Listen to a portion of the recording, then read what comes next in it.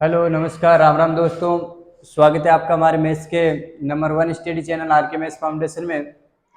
हमने कुछ कारणवश बीच में क्लासें बंद कर दी थी। अब आज से रेगुलर क्लासें लगाएंगे वापस मैथ्स की। आज हम पढ़ेंगे मैथ्स का दूसरा टॉपिक। पहला टॉपिक हमने प्रतिशत पढ़ लिया था, जिसने नहीं देखा है वो देख सकता है हमारे चैनल पे। आज हम पढ़ेंगे दूसरा टॉपिक मैथ्स का, लाभ और हानि। दूसरा टॉपिक पढ़ेंगे हम लाभ और हानि।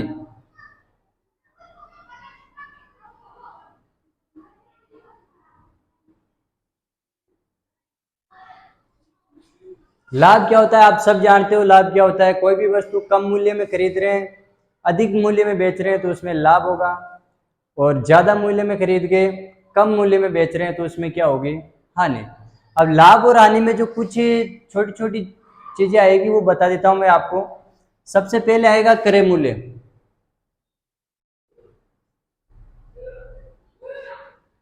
जिसे बोलते हैं कॉस्ट प्राइस।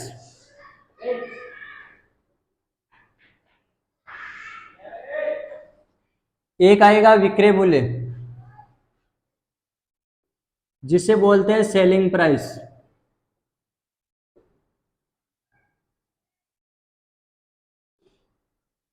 एक लाभ और एक आएगी हानि।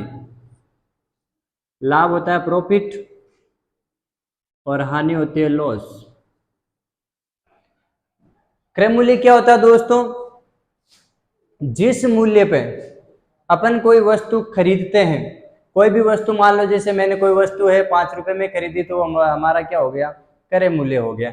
यानी जिस मूल्य पर वस्तु को खरीदा जाता है, जिस मूल्य पर वस्तु को खरीदा जाता है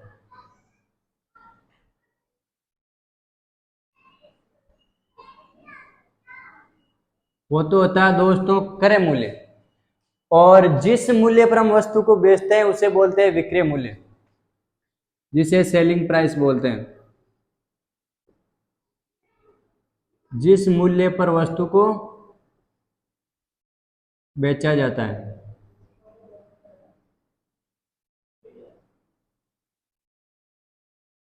बेचा जाता है। अब देखो दोस्तों लाभ क्या होता है, कोई भी वस्तु है उसको हमने कम रुपए में खरीदा और अधिक रुपए में बेचा तो हमें क्या हुआ, लाभ हुआ। तो लाभ का सूत्र यहां से निकाले तो बेची हुई वस्तु क्या बोलते हैं हम, विक्रय मूल्य, माइनस जितने में खरीदते क्रय मूल्य। यदि क्रय मूल्य में जितने में हमने बेची उसमें से जितने में हमने खरीदा है उसको घटा देंगे तो क्या आ जाएगा, लाभ। और हानि क्या हो जाएगी, क्रय मूल्य माइनस विक्रय मूल्य, यानी लाभ का उल्टा हो जाएगी हानि। जैसे मान लो एक तरफ मैं लिख देता हूं कॉस्ट प्राइस, एक तरफ लिख देता हूं सेलिंग प्राइस। मान लिया आपने कोई वस्तु 100 रुपए में खरीदी और 120 रुपए में आपने उस वस्तु को बेचा है, तो आपको क्या होगा बेटा, आपको होगा 20 रुपए का लाभ। आपने वस्तु 100 रुपए में खरीदी यानी कम रुपए में खरीदी है, ज्यादा रुपए में बेची, इसका मतलब आपको क्या होगा, लाभ होगा।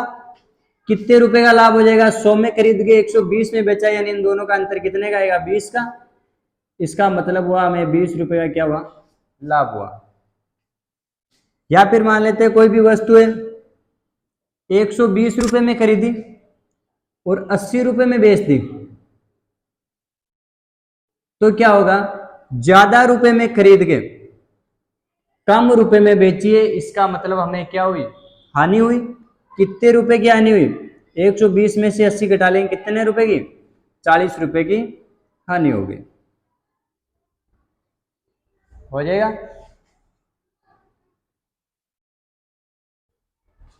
अब आगे थोड़े कुछ छोटे छोटे सूत्र हैं इनके, लाभ और हानि के, वो कर लेते हैं।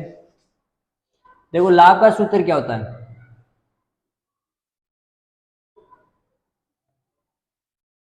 लाभ का सूत्र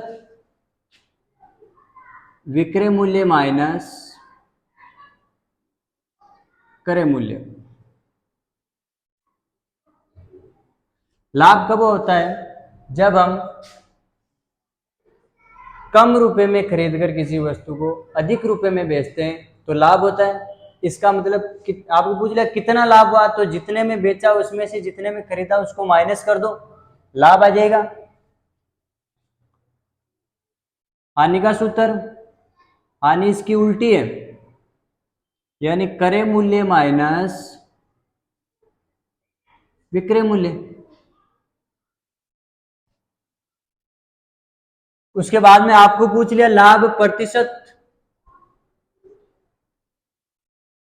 लाभ प्रतिशत तो लाभ बटे हुए, हमेशा ध्यान रखना हानि प्रतिशत और लाभ प्रतिशत क्रय मूल्य पर निकाला जाता है, बटे हुए क्रय मूल्य इंटू 100। हानि प्रतिशत, हानि बटे हुए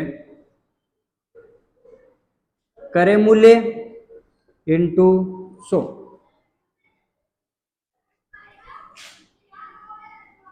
जैसे मान लो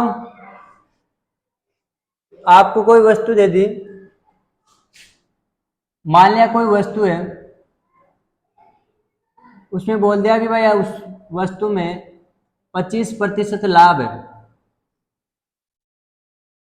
उसकी कॉस्ट प्राइस यानी क्रय मूल्य दे दिया आपको 20 रुपए, तो प्रश्न में पूछ लिया भाई विक्रय मूल्य ज्ञात कीजिए, सेलिंग प्राइस ज्ञात कीजिए।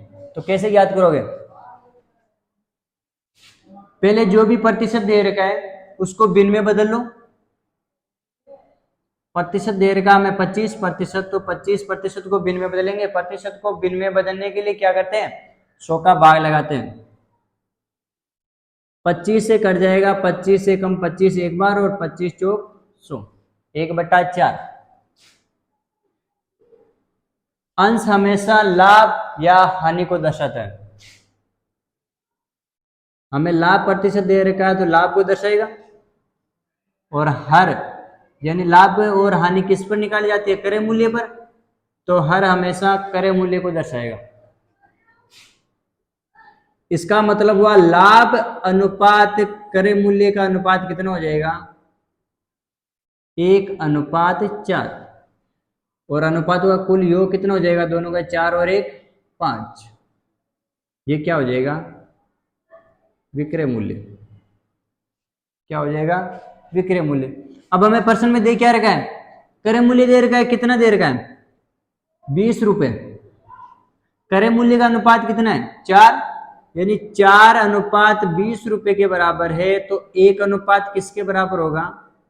20/4 यानी 5 रुपए के। हमें निकालना क्या? विक्रय मूल्य। विक्रय मूल्य का अनुपात क्या है? कुल अनुपात जो आता है वो विक्रय मूल्य का अनुपात आता है, ध्यान रखना। विक्रय मूल्य का अनुपात कितना है? 5, तो 5 किसके बराबर होगा? 1:5 के बराबर है, तो 5 हो जाएगा 5 × 5 यानी 25। तो यहां से विक्रय मूल्य क्या आ जाएगा? 25 रुपए। ठीक है। जैसे आपको पूछ लिया कोई वस्तु है, उसका क्रय मूल्य कॉस्ट प्राइस पूछ दे रखी है आपको 20 रुपए, और उसकी सेलिंग प्राइस दे रखी है 25 रुपए। तो आपको प्रश्न में पूछ लिया कि उसका लाभ प्रतिशत क्या होगा? लाभ प्रतिशत क्या होगा?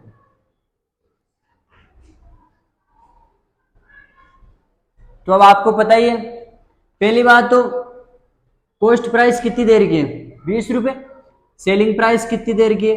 25 रुपए। इसका मतलब 20 रुपए क्रय मूल्य हो गया, 25 रुपए हमारा विक्रय मूल्य हो गया। 20 रुपए में हमने खरीदी है, 25 रुपए में हमने बेची है, तो सीधी सी बात है लाभ होगा हमें इस प्रश्न। कितने रुपए का लाभ होगा? सबसे पहले आपको पता होना चाहिए लाभ कितने रुपए का हुआ? वही विक्रय मूल्य माइनस क्रय मूल्य, कितने रुपए का हो जाएगा? 5 रुपए का लाभ। हमें चाहिए क्या प्रश्न में? लाभ प्रतिशत। तो वही लाभ कितने का हुआ? 5, बटे हुए किस पर लाभ हुआ, क्रय मूल्य पर हुआ लाभ 5 रुपए का। अरे जो मूल्य खरीदा, जितने मूल्य में खरीदा है वो क्रय मूल्य होता है, और उस मूल्य पर ही हमें 5 रुपए का लाभ हुआ, तब 25 रुपए में बेचा हमने। तो जिस पर लाभ हुआ उसको नीचे लिखना है, इंटू प्रतिशत में चाहिए तो क्या करना है, 100 से गुणा। तो ये हो जाएगा 20 से 5 बार कट जाएगा, ये 5 को 5 से गुणा करेंगे 25%, यानी कि हमें लाभ कितना हो गया, 25%। अब लाभ और हानि को टाइप के अनुसार पढ़ेंगे, अलग अलग टाइप के प्रश्न करेंगे। उससे पहले आपको पता होना चाहिए लाभ और हानि को, प्रश्नों के लाभ और हानि के प्रश्नों को सरल करने के लिए सबसे पहले प्रतिशत को भिन्न में बदलना आपको आना चाहिए। प्रतिशत को भिन्न में बदलने के लिए हमेशा ध्यान रखना 100 का भाग लगाया जाता है। जैसे कोई सा भी प्रतिशत दे दिया, मान लो आपको दे दिया 33%,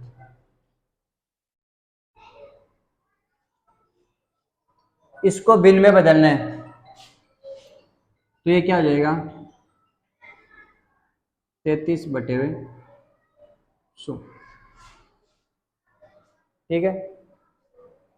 या फिर आपको दे दिया कोई प्रतिशत 50%, तो वही प्रतिशत को भिन्न में बदलने के लिए 100 का क्या लगाते हैं, भाग 50/100, काट के छोटा कर लो, 50 से कट जाएगा एक बार, ये कट जाएगा 2 बार, तो इसकी भिन्न रूप क्या हो गई, 1/2। या आपको दे दिया 16 से 2/3%, मिश्रित भिन्न दे रही है, सरल भिन्न में बदल लो, 16 को 3 से गुणा करेंगे 48, 48 में 2 जोड़ेंगे 50, बटे हुए नीचे कितना है 3, और प्रतिशत में चाहिए 100 से 100 का भाग लगाना है, 50 से कट जाएगा कितना, 50 से 2 बार, तो ये हो जाएगा 1/6, तो इसकी भिन्न क्या आ जाएगी, 1/6। या फिर आपको दे दिया 20%,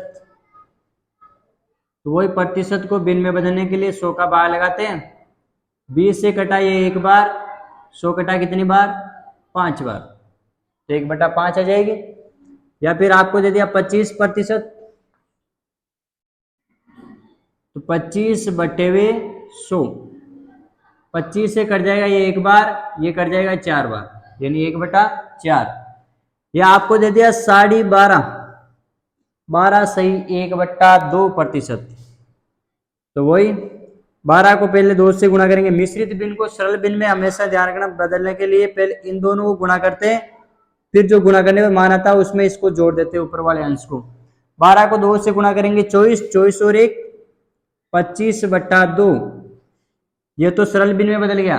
अब हमें भिन्न में बदलना है, इसका मतलब 100 का क्या लगाना है, भाग 25 से ये कट जाएगा कितनी बार, 4 बार, 4 को 2 से गुणा करेंगे 8, ऊपर कुछ नहीं बचा 1, तो 1/8। तो इसका मतलब आपको कोई भी प्रतिशत दे रखा है, उसको भिन्न में बदलने के लिए क्या करना है, 100 का भाग लगाना है। लाभ और हानि का अब टाइप के अनुसार प्रश्नों को करेंगे हम।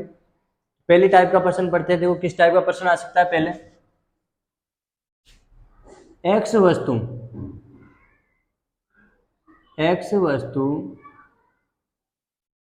Y रुपए में खरीदकर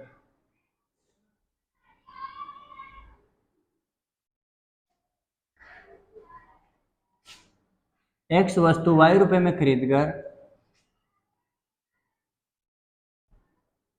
P वस्तु R रुपए में बेची जाती है,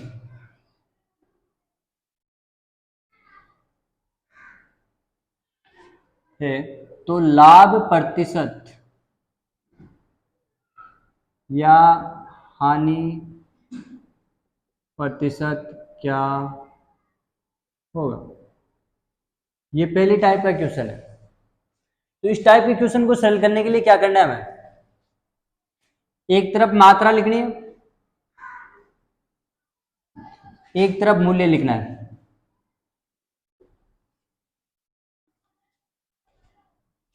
वही मात्रा कितनी, एक्स वस्तु, और एक दे रखी है पी वस्तु। एक्स वस्तु का मूल्य क्या है, वाई रुपए, और पी वस्तु का मूल्य क्या है, यहां क्यू कर देता हूं मैं, पी वस्तु का मूल्य क्यू है। अब आपको क्या करना है, क्रॉस मल्टीप्लाई करना है, इसको इससे गुणा करना है, इसको इससे गुणा करना है। इसको इससे गुणा करूंगा, पी को वाई से गुणा किया तो पी वाई आएगा, और क्यू को एक्स से गुणा करूंगा तो क्यू एक्स आएगा। ये होती है कॉस्ट प्राइस, जिसे क्रय मूल्य बोलते हो, ये होती है सेलिंग प्राइस, यानी ये बेचा गया मूल्य, विक्रय मूल्य बोलते हैं जिसे। अब हमें लाभ हो रहा है तो लाभ प्रतिशत ज्ञात करना है। लाभ प्रतिशत या हानि प्रतिशत ज्ञात करने के लिए सीधा सूत्र है, देखो विक्रय मूल्य में से क्या करना है, क्रय मूल्य को घटाना है, Q X minus P Y बटे हुए, मैंने बताया था लाभ प्रतिशत और हानि प्रतिशत हमेशा क्रय मूल्य पर ज्ञात की जाती है। तो क्रय मूल्य क्या हो गया, पी वाई, और प्रतिशत में पूछा तो 100 से क्या करना है, गुणा करना है। और हानि प्रतिशत पूछे तो इसके लिए उल्टा हो जाएगा, पी पहले, पी वाई पहले, क्यू एक्स बाद में आ जाएगा, बाकी वही पी वाई इंटू 100।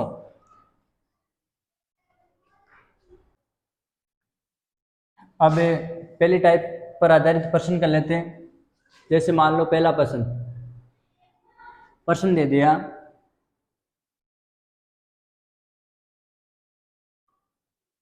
ग्यारह संतरे 10 रुपए के भाव से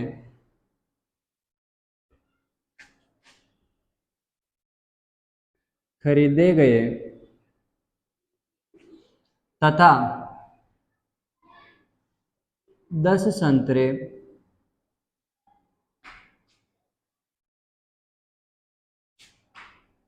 11 रुपए के भाव से 11 रुपए के भाव से बेचे गए, तो पूरे सौदे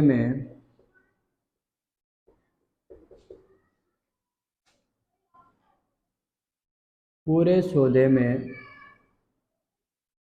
लाभ प्रतिशत या हानि प्रतिशत क्या है। अब देखो वही पहले टाइप का क्वेश्चन,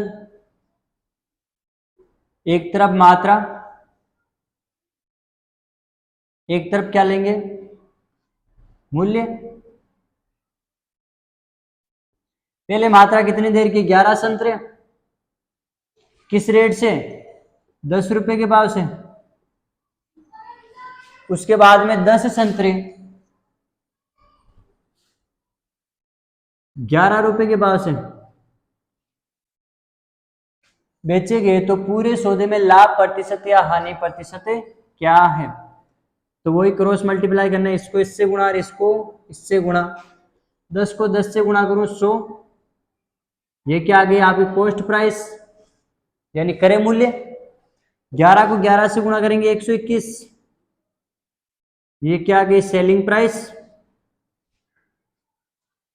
अब देखो 100 रुपए में खरीदे, 121 रुपए में बेचे, क्रय मूल्य 100 है, विक्रय मूल्य 121 है, इसका मतलब क्या हुआ, लाभ हुआ हानि, लाभ कितने का लाभ हुआ, 21 का, इन दोनों का अंतर कितने का, 21 का। तो 21 बटे हुए लाभ प्रतिशत हमेशा क्रय मूल्य पे ज्ञात किया जाता है। तो क्रय मूल्य कितना है, कॉस्ट प्राइस 100 इंटू 100, तो पूरे सौदे में 21% का क्या हो गया, लाभ। ठीक है।